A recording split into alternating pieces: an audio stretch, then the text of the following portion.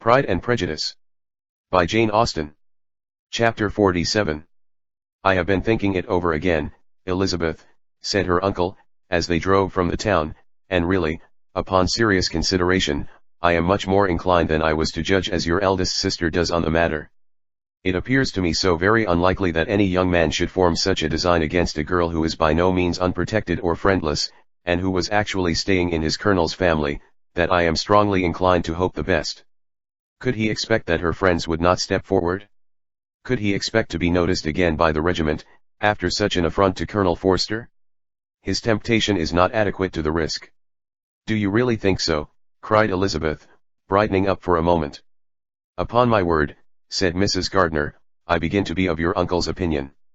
It is really too great a violation of decency, honor, and interest, for him to be guilty of. I cannot think so very ill of Wickham. Can you yourself, Lizzie, so wholly give him up, as to believe him capable of it? Not, perhaps, of neglecting his own interest, but of every other neglect I can believe him capable. If, indeed, it should be so. But I dare not hope it. Why should they not go on to Scotland if that had been the case? In the first place, replied Mr. Gardiner, there is no absolute proof that they are not gone to Scotland. Oh, but their removing from the chaise into a hackney coach is such a presumption. And, besides, no traces of them were to be found on the Barnet road. Well, then supposing them to be in London. They may be there, though for the purpose of concealment, for no more exceptional purpose. It is not likely that money should be very abundant on either side, and it might strike them that they could be more economically, though less expeditiously, married in London than in Scotland. But why all the secrecy? Why any fear of detection? Why must their marriage be private? Oh, no, this is not likely. His most particular friend, you see by Jane's account, was persuaded of his never intending to marry her. Wickham will never marry a woman without some money. He cannot afford it. And what claims has Lydia, what attraction has she beyond youth, health, and good humor that could make him, for her sake, forego every chance of benefiting himself by marrying well? As to what restraint the apprehensions of disgrace in the corps might throw on a dishonorable elopement with her, I am not able to judge, for I know nothing of the effects that such a step might produce. But as to your other objection, I am afraid it will hardly hold good. Lydia has no brothers to step forward, and he might imagine, from my father's behavior, from his indolence and the little attention he has ever seemed to give to what was going forward in his family, that he would do as little, and think as little about it, as any father could do, in such a matter. But can you think that Lydia is so lost to everything but love of him as to consent to live with him on any terms other than marriage? It does seem, and it is most shocking indeed, replied Elizabeth, with tears in her eyes, that a sister's sense of decency and virtue in such a point should admit of doubt. But, really, I know not what to say. Perhaps I am not doing her justice. But she is very young, she has never been taught to think on serious subjects, and for the last half-year, nay, for a 12-month she has been given up to nothing but amusement and vanity. She has been allowed to dispose of her time in the most idle and frivolous manner, and to adopt any opinions that came in her way. Since the Shire were first quartered in Meryton, nothing but love, flirtation, and officers have been in her head. She has been doing everything in her power by thinking and talking on the subject, to give greater what shall I call it? Susceptibility to her feelings, which are naturally lively enough. And we all know that Wickham has every charm of person and address that can captivate a woman. But you see that Jane, said her aunt, does not think so very ill of Wickham as to believe him capable of the attempt. Of whom does Jane ever think ill? And who is there, whatever might be their former conduct, that she would think capable of such an attempt, till it were proved against them? But Jane knows, as well as I do, what Wickham really is.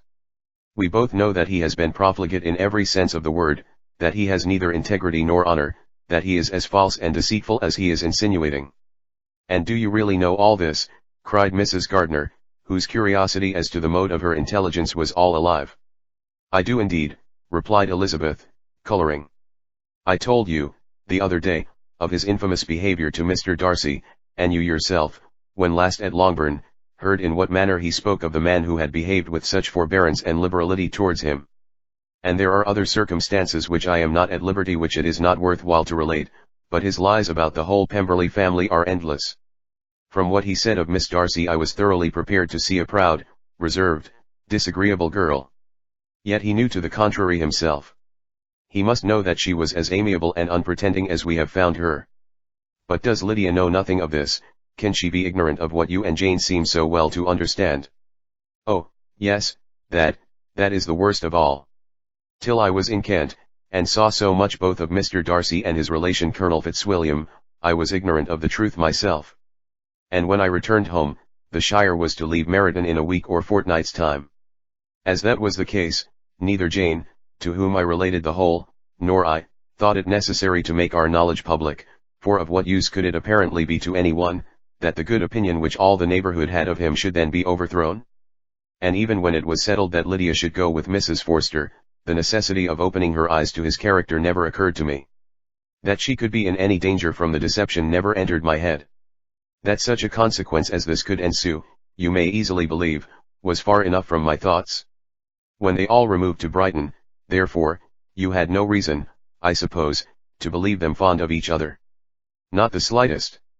I can remember no symptom of affection on either side, and had anything of the kind been perceptible, you must be aware that ours is not a family on which it could be thrown away.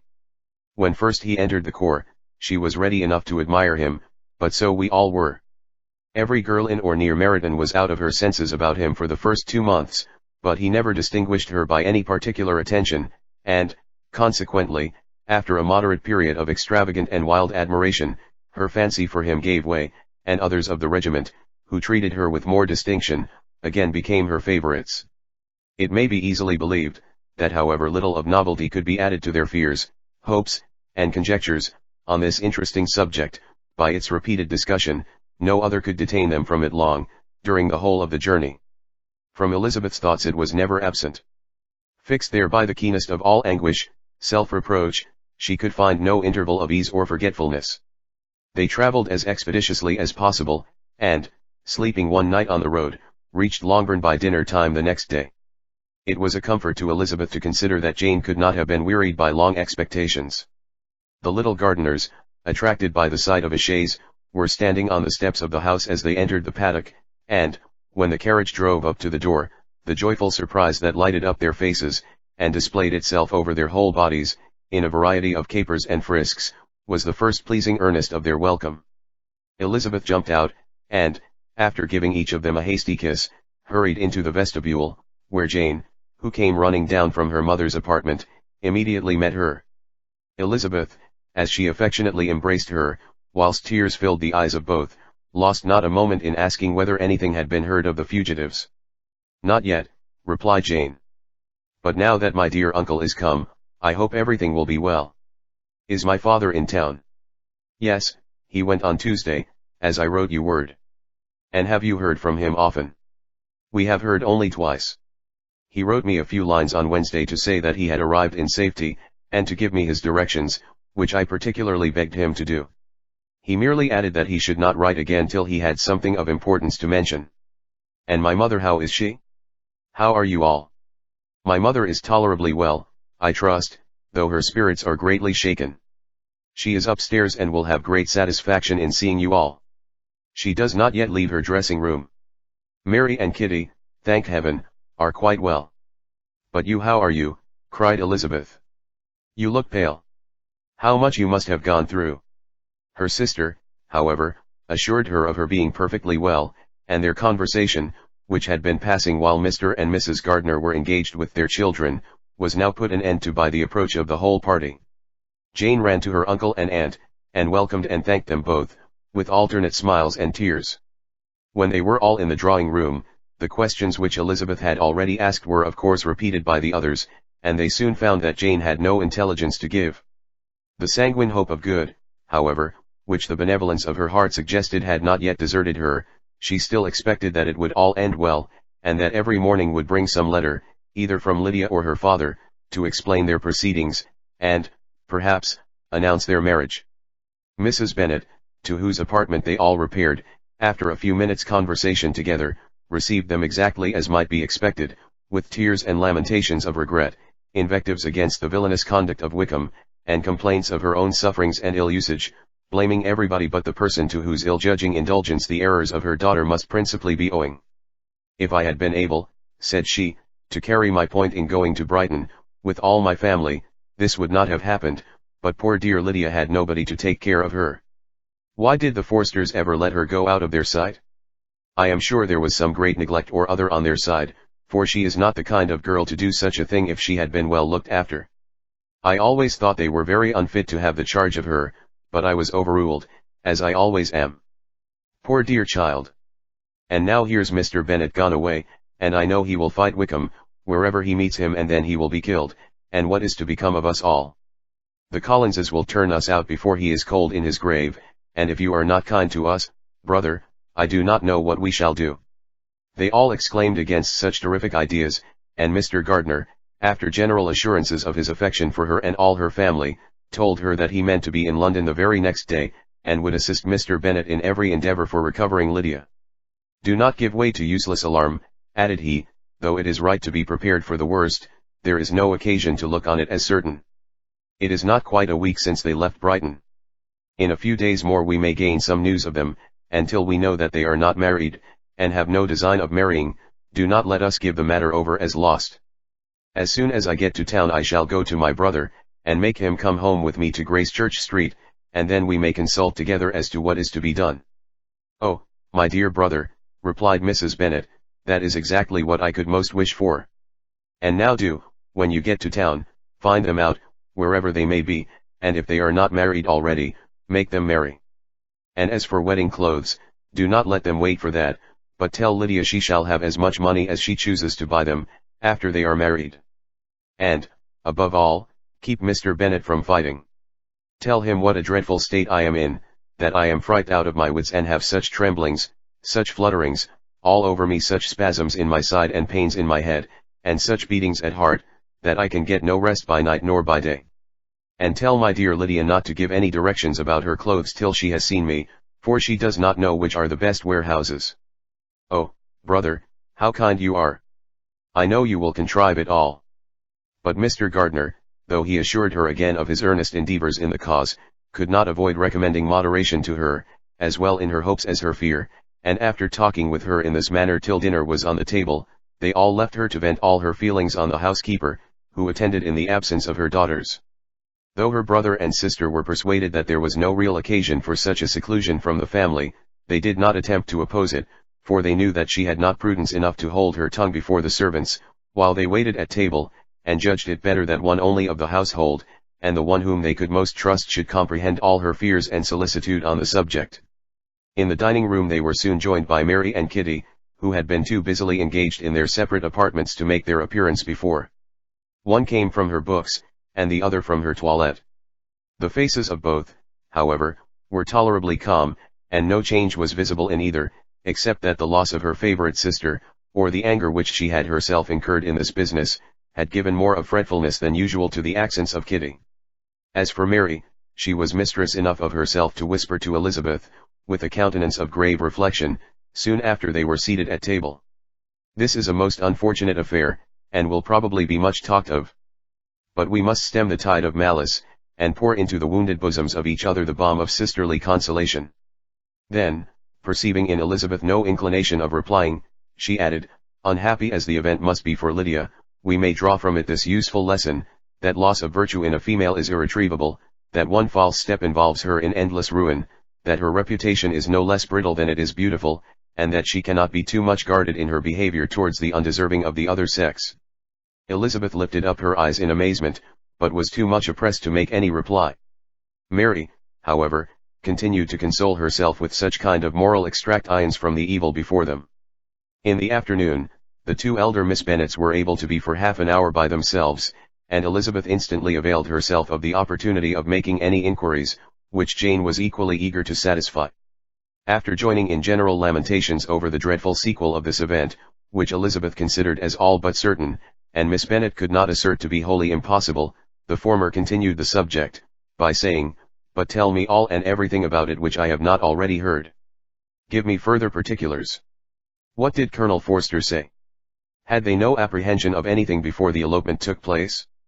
They must have seen them together forever." Colonel Forster did own that he had often suspected some partiality, especially on Lydia's side, but nothing to give him any alarm. "I am so grieved for him. His behavior was attentive and kind to the utmost. He was coming to us, in order to assure us of his concern, before he had any idea of their not being gone to Scotland. When that apprehension first got abroad, it hastened his journey. And was Denny convinced that Wickham would not marry? Did he know of their intending to go off? Had Colonel Forster seen Denny himself?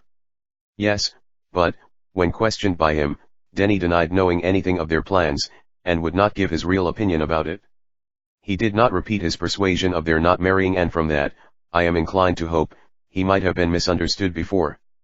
Until Colonel Forster came himself, not one of you entertained a doubt, I suppose, of their being really married. How was it possible that such an idea should enter our brains? I felt a little uneasy, a little fearful of my sister's happiness with him in marriage, because I knew that his conduct had not been always quite right. My father and mother knew nothing of that, they only felt how imprudent a match it must be. Kitty then owned, with a very natural triumph on knowing more than the rest of us, that in Lydia's last letter she had prepared her for such a step. She had known, it seems, of their being in love with each other, many weeks. But not before they went to Brighton. No, I believe not. And did Colonel Forster appear to think well of Wickham himself? Does he know his real character? I must confess that he did not speak so well of Wickham as he formerly did. He believed him to be imprudent and extravagant. And since this sad affair has taken place, it is said that he left Meryton greatly in debt, but I hope this may be false. Oh, Jane, had we been less secret, had we told what we knew of him, this could not have happened. Perhaps it would have been better, replied her sister. But to expose the former faults of any person without knowing what their present feelings were, seemed unjustifiable. We acted with the best intentions. Could Colonel Forster repeat the particulars of Lydia's note to his wife? He brought it with him for us to see. Jane then took it from her pocket-book, and gave it to Elizabeth. These were the contents. My dear Harriet, you will laugh when you know where I am gone, and I cannot help laughing myself at your surprise tomorrow morning, as soon as I am missed.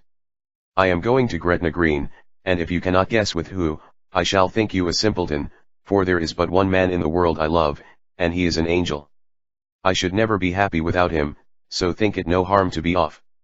You need not send them word at Longbourn of my going, if you do not like it, for it will make the surprise the greater, when I write to them and sign my name Lydia Wickham. What a good joke it will be. I can hardly write for laughing. Pray make my excuses to Pratt for not keeping my engagement, and dancing with him tonight.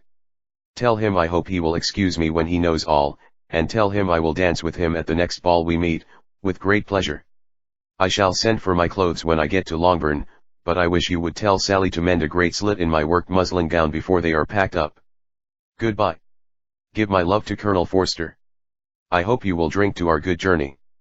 Your affectionate friend, Lydia Bennet. Oh, thoughtless Lydia, cried Elizabeth when she had finished it. What a letter is this, to be written at such a moment. But at least it shows that she was serious on the subject of their journey.